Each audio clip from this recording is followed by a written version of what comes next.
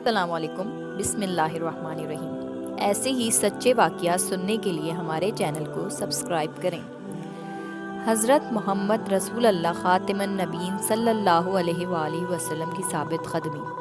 مکہ مکرمہ میں جیسے جیسے مسلمانوں کی تعداد بڑھ رہی تھی ویسے ویسے قریش کی پریشانی بھی بڑھ رہی تھی۔ قریشی سرداروں نے حضرت محمد رسول اللہ خاتم النبیین صلی اللہ علیہ وآلہ وسلم کو توحید کے راستے سے ہٹانے کے لیے مال و دولت، سرداری اور اعلیٰ و امیر ترین گھرانے میں شادی کی پیشکش کی، لیکن حضرت محمد رسول اللہ صلی اللہ علیہ وآلہ وسلم نے ان پیشکشوں کو قبول کرنے سے انکار کر دیا۔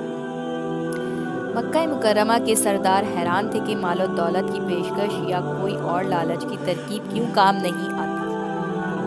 ایک روز قریش کے کئی سردار مل کر حضرت محمد رسول اللہ خاتم النبیین صلی اللہ علیہ وآلہ وسلم کے چچا حضرت ابو طالب کے پاس آئے اور شکایت کی کہ تمہارا بھتیجا محمد ہمارے بتوں کو برا کہنے میں باز نہیں آتا، اسے سمجھاؤ، اس حرکت سے باز رکھو۔ یہ بات سن کر حضرت ابو طالب نے کہا کہ تم لوگ بھی اپنے مظالم میں حد سے آگے بڑھے جاتے ہو۔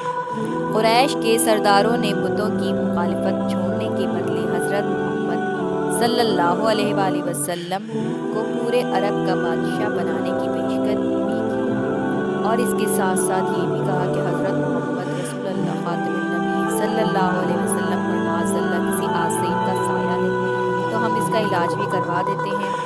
حضرت محمد نے ان پیشکشوں کے جواب میں قرآن مجید کی آیات کی تلاوت فرمائی اور کہا کہ اللہ تعالیٰ نے مجھے رسول بنا کر بھیجا ہے، اس لیے اگر تم میری تعلیمات مان لو گے تو دین اور دنیا میں تمہارا بھلا ہوگا۔